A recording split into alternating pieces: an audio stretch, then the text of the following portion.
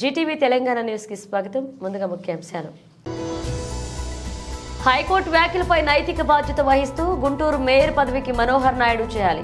Srinivasarao. CM Revanth రెడ్డిని కలిసిన TTD chairman BR Naidu.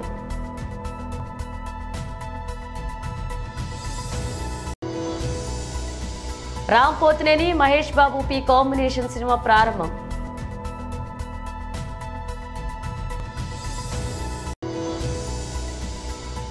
గంజాయి కేసులో పట్టుబడితే ఆస్తులు కూడా జప్తు చేస్తా home minister Vangalapudi Anitha.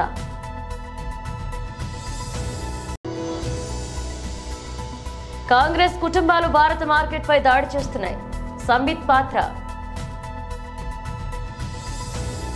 High court వ్యాఖ్యలపై నైతిక బాధ్యత వహిస్తూ గుంటూరు మేయర్ పదవికి కావటి మనోహర్ నాయుడు రాజీనామా చేయాలని టీడీపీ కార్యనిర్వాహక కార్యదర్శి కనపర్తి శ్రీనివాసరావు మీడియా సమావేశంలో తెలిపారు.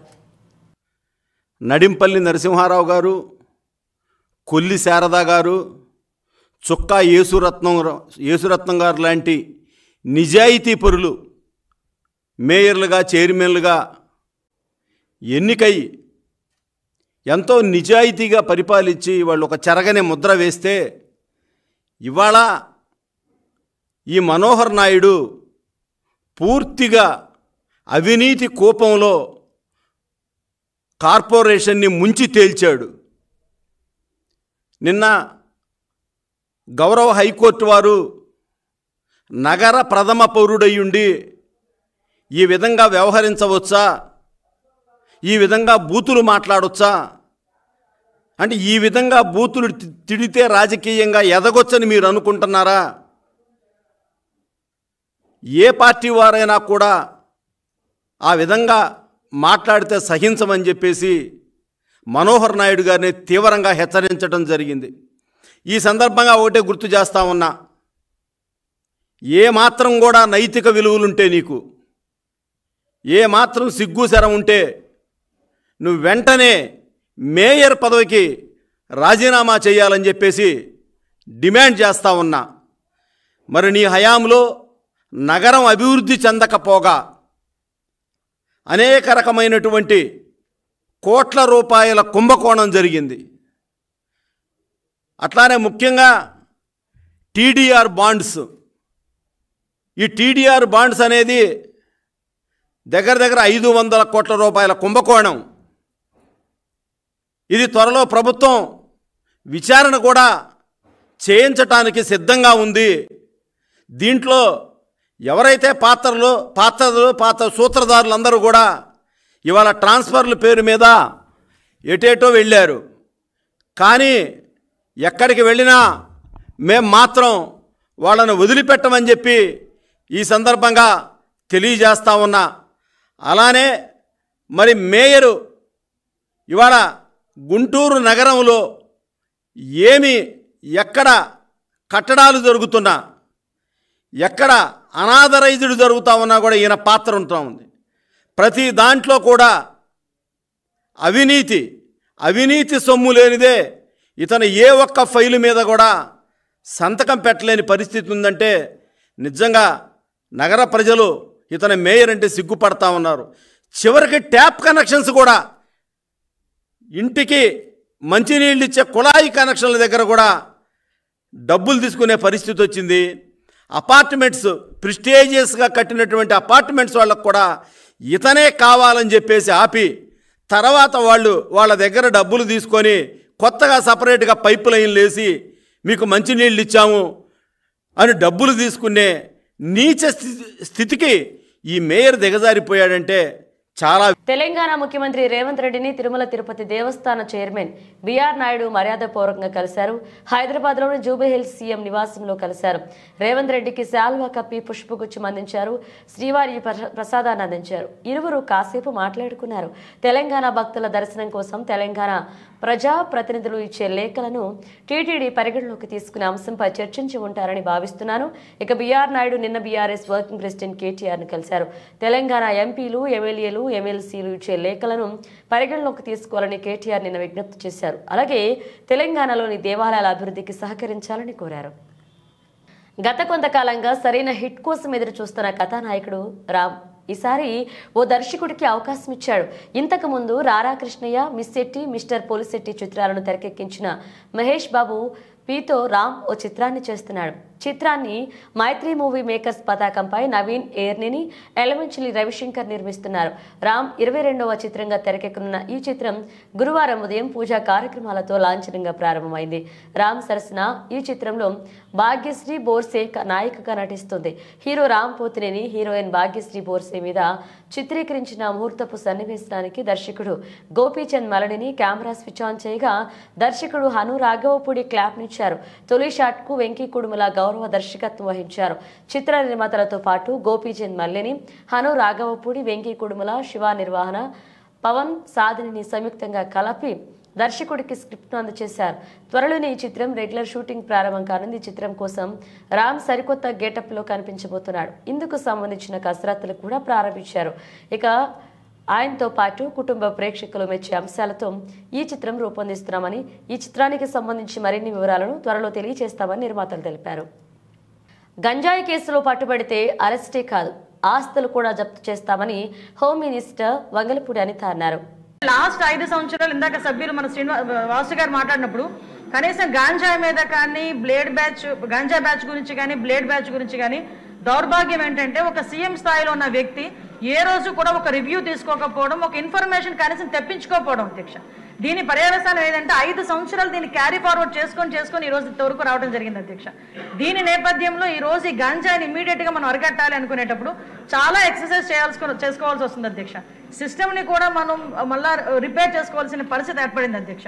ఇంతకు ముందు గాంజాకి సంబంధించి పైనుంచి ఏజెన్సీ నుంచి కిందకు వచ్చే సిచ్యువేషన్ లో ఎన్ని చెక్ పోస్టులు ఉన్నాయని నేను వైజాగ్ సిపి గారిని ఒకసారి నేను హోమ్ మినిస్టర్ అయిన వెంటనే మాట్లాడితే కేవలం 2 సీసీ కెమెరాలు ఉన్నాయి, చెక్ పోస్టులు ఉన్నాయి, దాని దగ్గర 2 సీసీ కెమెరాలు ఉన్నాయని చెప్పారు అధ్యక్ష.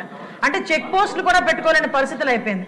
ఈ రోజు మళ్ళా తిరిగి గాంజా నిర్మూలనకి పర్టికులర్ గా ఎక్కడెక్కడైతే ఏరియాస్ నుంచి అయితే మనకి ట్రాన్స్పోర్ట్ జరుగుతుందో ఆ ట్రాన్స్పోర్ట్ అన్ని ఏరియాలలోని కూడా చెక్ పోస్టులు ఏర్పాటు చేసుకున్నాం. చెక్ పోస్టుల దగ్గర సీసీ కెమెరాస్ ఏర్పాటు చేసుకున్నాం అధ్యక్ష. ఏ గాంజా తీసుకునే వ్యక్తి కూడా ఎక్కడ కూడా తప్పించుకోకూడదనే ఉద్దేశంతోనే సర్వేలెన్స్ కింద సీసీ కెమెరాలు ఆల్రెడీ ఫిక్స్ చేస్తున్నాం అధ్యక్ష. దీని నేపథ్యంలోనే మనం అర్థం చేసుకుంటే అధ్యక్ష ఈ 5 నెలల కాలంలో మనం వచ్చిన ఎన్డీఏ గవర్నమెంట్ వచ్చిన 5 నెలల కాలంలోనే సుమారుగా 25,000 కేజీల గాంజాని ఈ రోజు పట్టుకొని గవర్నమెంట్ స్వాధీనం చేసుకునే పరిస్థితి, పోలీస్ డిపార్ట్మెంట్ వాళ్ళు పట్టుకుని స్వాధీనం చేసుకునే పరిస్థితి కనిపించింది అధ్యక్ష. దగ్గర 916 మందిని కూడా ఈ రోజు మనం జూన్ నుంచి అక్టోబర్ వరకు చూసుకుంటే 916 మంది మీద ఆల్రెడీ కేసులు నమోదైన వాళ్ళందరూ కూడా వెళ్ళారు అధ్యక్ష. ఇందాక గౌరవ సభ్యులు కూడా జైలుకి సంబంధించిన విషయం కూడా చెప్తున్నారు అధ్యక్ష. ఇంతకు ముందు ఏం జరిగిందన్న దాని గురించి ఈ రోజు నేను చెప్పక్కర్లేదు, మీరు చెప్పక్కర్లేదు, ప్రపంచం అంతా కూడా తెలుసు. కానీ ఈ రోజు మేము వచ్చిన తర్వాత మా నిఘా యంత్రాలు ఎంత క్లియర్ గా పనిచేస్తున్నాయంటే ఎప్పుడు నుంచి జరుగుతుందో అర్థం కాదు. రాజమండ్రిలోని ఒక ఫార్మసిస్ట్ ఒక జైల్లో ఉన్న వ్యక్తికి గాంజా తీసుకెళ్లే పరిస్థితి నిన్న మొన్న కనిపిస్తే ఇమీడియట్ గా దాన్ని మా నిఘా యంత్రాలన్నీ కూడా పట్టుకొని అతన్ని కూడా అరెస్ట్ చేసి జైలుకు పంపించిన పరిస్థితి. మీరు అన్నట్టుగానే ఎక్కువ ఏజెన్సీ ఏరియాలోని చిన్న పిల్లలు దీనికి ఎడిక్ట్ అయిపోయే పరిస్థితి కనిపిస్తుంది అధ్యక్ష. ఎడిక్ట్ అవ్వడమే కాదు అధ్యక్ష, వాళ్ళకున్న ఫైనాన్షియల్ ప్రాబ్లమ్స్ ని బేస్ చేసుకుని వాళ్ళని పావుల కింద వాడుకునే పరిస్థితి ఉంది. కాబట్టి గాంజా బ్యాచ్ల్లోని గాంజాలు సరఫరా చేసేవారు కానీ గాంజా తీసుకునే వాళ్ళకి కూడా అధ్యక్ష ఈ రోజు ఏదో తీసుకొచ్చాము, జైల్లో పెట్టేసాము, వాళ్ళకి రిమాండ్ తీసేసాము, తర్వాత బెయిల్ బయటకు వచ్చి వాళ్ళు అలా చేసే కన్నా వీళ్ళు చేసిన వెంటనే వీళ్ళ మీద పీడియాక్ట్ పెట్టడమే కాదు అధ్యక్ష, వీళ్ళ ఆస్తులు కూడా జప్తు చేయడానికి వీలైతే వాళ్ళకి ఆస్తి ఏమీ లేకపోతే వాళ్ళ దగ్గర ఉన్న ఆధార్ కార్డులు కానీ వాళ్ళ దగ్గర ఉన్న రేషన్ కార్డ్స్ కానీ అలాంటివి కూడా సీజ్ చేసే పరిస్థితి కూడా రప్పించాలి అని గౌరవ ముఖ్యమంత్రి గారు కూడా మాకు ఆదేశాలు ఇవ్వడం జరిగింది అధ్యక్ష. దాని మీద కూడా ముందుకెళ్తున్నాం. ప్రపంచంలోనే 3వ అతిపెద్ద ఆర్థిక వ్యవస్థగా భారత్ నిరంతరం దూసుకుపోవడాన్ని గాంధీ కుటుంబం, కాంగ్రెస్ కుటుంబం సహించలేకపోతున్నాయి. అందుకే వారు గాంధీ కుటుంబం మరియు కాంగ్రెస్ కుటుంబం భారత మార్కెట్ పై దాడి చేస్తున్నాయన్నారు. हम चौथे नंबर पर हैं और विश्व में यथाशीघ्र हम तीसरे नंबर की अर्थव्यवस्था होंगे। यह राहुल गांधी और गांधी परिवार कांग्रेस पार्टी ये सहन नहीं कर पा रही है, इसलिए ये इंडिया के मार्केट के ऊपर, भारत के मार्केट के ऊपर आक्रमण पे आक्रमण कर रही है। आज सुबह 4 बजे से इनका पूरा स्ट्रक्चर लगा हुआ है। ट्वीट करना, सोशल मीडिया में इन्फ्लुएंस करना, अंतर्राष्ट्रीय मार्केट में एक मैसेज देना और इंडिया के मार्केट को गिराने का प्रयास करना। लगभग 2.5 करोड़ निवेशक, छोटे निवेशक जिन्होंने अपनी पूंजी, कम धन का निवेश अपनी पूंजी जिन्होंने शेयर मार्केट में लगाया था, आज उनको भारी नुकसान झेलना पड़ा है। छोटे निवेशकों को, लोअर मिडिल क्लास के लोगों को, 2.5 करोड़ लोगों को, माफ करिएगा 2.5 करोड़ लोगों को ये झेलना पड़ा है। ये आप निरंतर जो भारत के मार्केट के ऊपर कई प्रकरण रहा है, इससे पहले भी आपने कई प्रकरणों के माध्यम से भारत के मार्केट के ऊपर हमला करने की कोशिश की है, ताकि मार्केट डिप करे, मार्केट गिरे और इंडिया की इकोनॉमी पर अटैक हो। Christian council of Telangana invites national prayer day కరపత్రాన్ని ఓయూజేఏసీ నేత గడ్డం అశోక్ ఆధ్వర్యంలో ఆవిష్కరించారు. ఈ కార్యక్రమానికి ముఖ్య అతిథిగా మాజీ క్రిస్టియన్ ఎమ్మెల్సీ రాజేశ్వరరావు హాజరై ఉస్మానియా యూనివర్సిటీ ఆర్ట్స్ కళాశాల వద్ద నేషనల్ ప్రేయర్ డే కరపత్రాన్ని ఆవిష్కరించారు. ఈ సందర్భంగా వారు హైదరాబాద్ ఎల్బీ స్టేడియంలో నవంబర్ 27న 3 గంటలకు నేషనల్ ఫెయిర్ డే కార్యక్రమాన్ని నిర్వహిస్తున్నాం. ఈ కార్యక్రమాన్ని అందరూ విజయవంతం చేయవలసిందిగా కోరారు. ఈ కార్యక్రమానికి తెలంగాణ రాష్ట్ర ముఖ్యమంత్రి రేవంత్ రెడ్డి హాజరవుతారు. అలాగే ఈ నేషనల్ ఫెయిర్ డే రాష్ట్ర ప్రజలు, దేశ ప్రజలు బాగుండాలని ఈ కార్యక్రమాన్ని నిర్వహిస్తున్నాం. ఈ కార్యక్రమాన్ని అందరూ విజయవంతం చేయాలని సందర్భంగా కోరారు. ఎల్బీ స్టేడియంలో 3 గంటలకు ప్రార్థన దినము జరుగుతోంది. ఈ కార్యక్రమానికి ముఖ్య ప్రసంగికులు మోహన్ సింగ్ లాజరస్ గారు వస్తున్నారు. ఈ కార్యక్రమానికి ముఖ్యమంత్రి రేవంత్ రెడ్డి గారు కూడా ముఖ్య అతిథిగా పాల్గొంటున్నారు. ప్రార్థన ఏంటంటే అందరం ఏకీభవించి దేవుని దగ్గర మొరపెట్టుకుంటాం. రాష్ట్రంలో ఉన్న ప్రజలు అందరూ ఈ యొక్క బీద వాళ్ళకు అందరికీ మేలు జరగాలి, మంచి వర్షాలు, మంచి పంటలు, ఈ రాష్ట్రం అంతా శాంతి ఉండాలి, నెమ్మది కూడా అందరూ కలిసిమెలిసి ఉండాలి, దేశం కూడా బాగుండాలి. ఈ రాష్ట్రం కొరకు, దేశం కొరకు అందరూ బాగుండాలని ముఖ్యంగా మన ముఖ్యమంత్రి రేవంత్ రెడ్డి కూడా మంచి ఆరోగ్యం ఇచ్చి మంచిగా కార్యక్రమాలు చేసి ప్రజలందరూ మేలు కొరకు ముఖ్యమంత్రి కూడా పనిచేయాలని ప్రార్థన చేస్తాం. దయచేసి ఈ కార్యక్రమానికి యూనివర్సిటీలో ఈరోజు కలుసుకోవడం జరిగింది. ప్రొఫెసర్లు, వారితో పాటు స్టూడెంట్స్, మా పత్రికా మీరు కూడా మాతో పాల్గొనాలని చెప్పి కోరుతూ సెలవు తీసుకుంటున్నారు. కాకినాడ జిల్లా జగ్గంపేట సర్కిల్ పరిధిలో ఉన్న కిర్లంపూడి పోలీస్ స్టేషన్ ని జిల్లా ఎస్పీ విక్రాంత్ పాటిల్ ఆకస్మికంగా తనిఖీ చేసి పెద్దాపురం డీఎస్పీ శ్రీహరిరాజుతో కలిసి పోలీస్ స్టేషన్ పరిసరాలను, భవనాన్ని పరిశీలించారు. ఈ సందర్భంగా ఎస్పీ పోలీస్ స్టేషన్ కు సంబంధించిన వివిధ రికార్డులను పరిశీలించి కిర్లంపూడి ఎస్ఐ జి సతీష్ కుమార్ కు పలు సూచనలు చేశారు. పోలీస్ స్టేషన్ ని పరిశుభ్రంగా ఉంచాలని, ప్రతి విషయాన్ని రికార్డుల యందు జాగ్రత్తగా నమోదు చేయాలని, పోలీస్ స్టేషన్ కు వచ్చే వారిని మర్యాదపూర్వకంగా చూసి వారి సమస్యలను పరిష్కరించాలని ఆదేశించారు. ఈ సందర్భంగా ఎస్పీ విక్రాంత్ పాటిల్ మీడియాతో మాట్లాడుతూ సైబర్ నేరాల పట్ల ప్రజలు అప్రమత్తంగా ఉండాలని, సామాజిక మాధ్యమాల్లో హద్దుమీరి ప్రవర్తిస్తే కఠిన చర్యలు తప్పవని హెచ్చరించారు. రోడ్ల ప్రమాదాల నివారణకై ప్రత్యేక నిఘా ఏర్పాటు చేయడం జరిగిందని, డ్రంక్ అండ్ డ్రైవ్ లో కానీ, బహిరంగ ప్రదేశాల్లో మద్యం సేవించి కానీ పట్టుపడితే చట్టపరమైన కఠిన చర్యలు తప్పవన్నారు. ఈ కార్యక్రమంలో Jaggampeta CI YRK Srinivas, Kirlampudi police station సిబ్బంది ఉన్నారు. రొటీన్ విజిట్ భాగంగా ఈరోజు కిర్లంపూడి పోలీస్ స్టేషన్ విజిట్ చేయడం జరిగింది. మాతో పాటు సిఐ, ఎస్ఐ, డిఎస్పీ గారు కూడా ఉన్నారు. రొటీన్ ఈ స్టేషన్లో పోలీస్ స్టేషన్ రికార్డ్స్ ఎలా మెయింటైన్ చేస్తున్నారు, తర్వాత ఇక్కడ మేము తీసుకున్న ఇనిషియేటివ్స్ ఇలా ఎలా ఇంప్లిమెంటేషన్ జరుగుతున్నాయి అన్ని రివ్యూ చేయడం జరిగింది. So on the surface the functioning of police station is satisfactory. ఇటీవల కాలంలో మన సైబర్ నేరాలు చాలా పెరుగుతున్నాయి కాబట్టి ఆ సైబర్ నేరాల పట్ల అవగాహన ప్రజల్లో పెంచడానికి మనం ఐఎమ్ సైబర్ అవేర్ అని ఒక వినూత్న కార్యక్రమం స్టార్ట్ చేశాము. ఈ భాగంగా కొన్ని వీడియోలు, అంటే అవేర్నెస్ వీడియోస్ క్రియేట్ చేయడం జరిగింది. ఇవన్నీ మనం తీసుకెళ్ళి ప్రజల్లో విలేజ్ విజిట్స్లో మన సిఎల్ఎస్ఐలో అక్కడ డిస్ప్లే చేస్తారు. అదే భాగంగా స్కూల్ కాలేజెస్కి వెళ్ళి ఆ వీడియోస్ డిస్ప్లే చేస్తారు.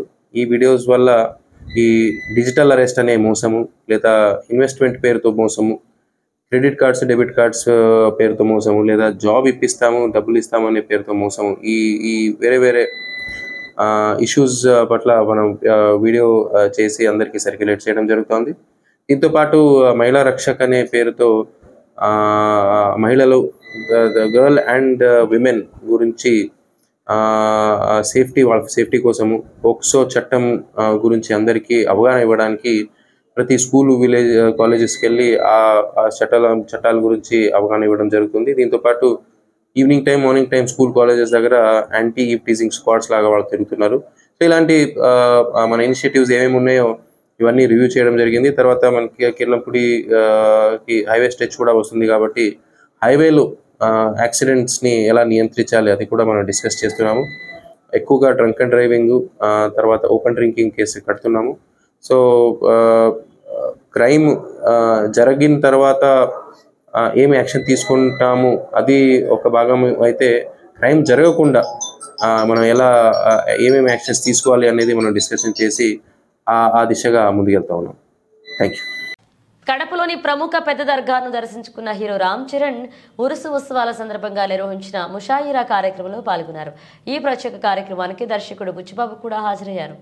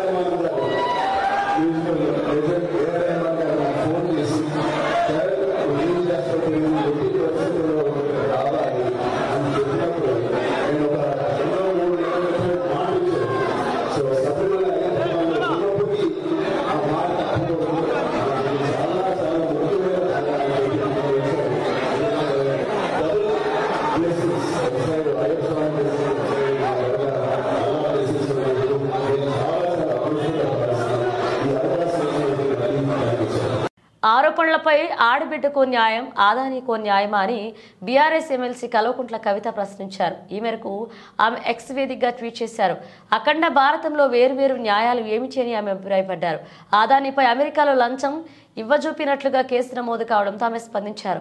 ఆధారాలు లేకపోయినట్టుకి ఆడబిడ్డను కాబట్టి అరెస్ట్ చేయడం ఈజీ అన్నారు. కానీ ఆధారాలు ఉన్నప్పటికీ ఆదానిని అరెస్ట్ చేయడం మాత్రం కష్టమా అని ఎక్స్ వేదికగా ప్రశ్నించారు.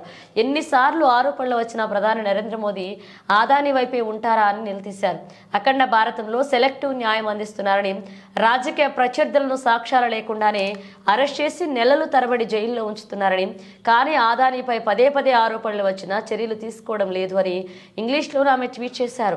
ఆదానిపై కేంద్ర ప్రభుత్వం చర్యలు తీసుకోకుండా ఆపుతోంది ఎవరు అని ప్రశ్నించారు.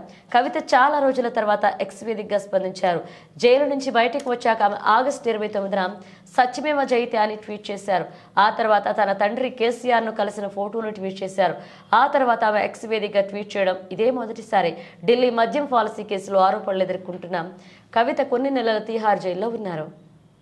దశాబ్దాల చరిత్ర కలిగిన భారత కమ్యూనిస్టు పార్టీ 2024 డిసెంబర్ 26వ తేదీన 100వ సంవత్సరంలోకి అడుగు పెడుతున్న సందర్భంగా నవంబర్ 26 నుండి 2025 డిసెంబర్ 26 వరకు జరిగే శతవార్షిక ఉత్సవాలను జయప్రదం చేయాలని సిపిఐ ఎన్టీఆర్ జిల్లా కార్యదర్శి దోనెపూడి శంకర్ ప్రజలకు పిలుపునిచ్చారు. ఈ సందర్భంగా విజయవాడ దాసరి భవన్లో ఏర్పాటు చేసిన విలేకరుల సమావేశంలో దోనెపూడి మాట్లాడుతూ విజయవాడ, జగ్గైపేట, నందిగామ, మైలవరం, తిరువూరు తదితర ప్రాంతాల్లో సిపిఐ మహాజ్వాల ఘట్టాలను, చరిత్రకి సంబంధించిన వ్యాసాలను ఛాయాచిత్రాలతో కూడిన 200 పేజీలతో ప్రత్యేక సంచిక విడుదల చేయనున్నట్లుగా వెల్లడించారు.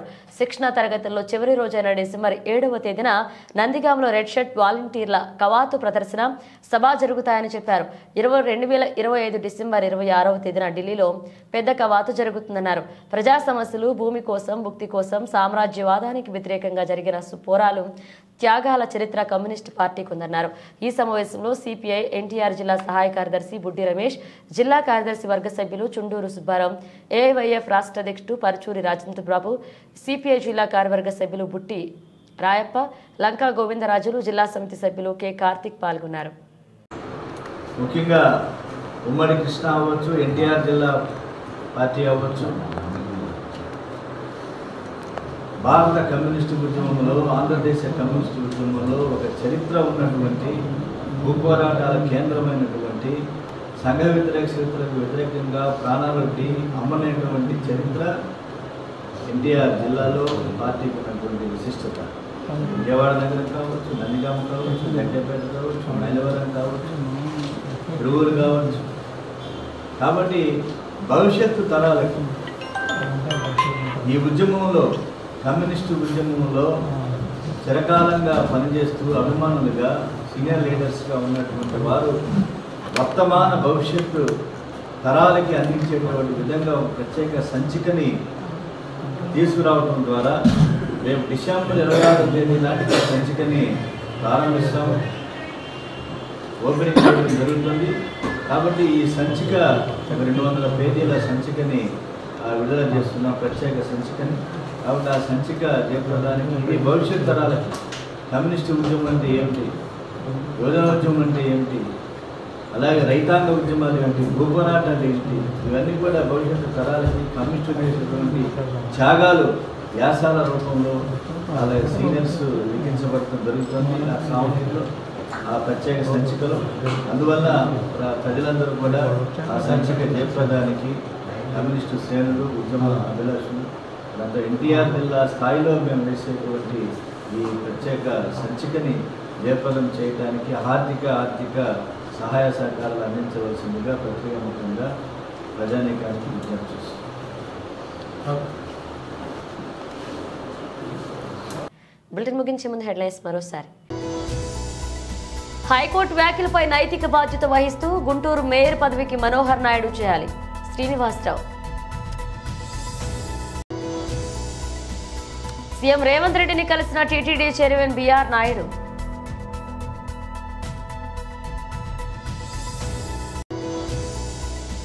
Ram Pothineni, Mahesh Babu P combination cinema ప్రారంభం.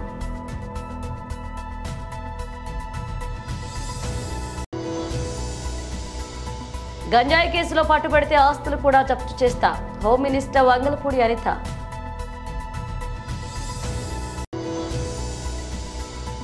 కాంగ్రెస్ కుటుంబాలు భారత మార్కెట్పై దాడి చేస్తున్నాయి, సంబిత్ పాత్ర. ఇవి పిలిచిన అప్డేట్స్, మరణ అప్డేట్స్తో మళ్ళీ కలుద్దాం.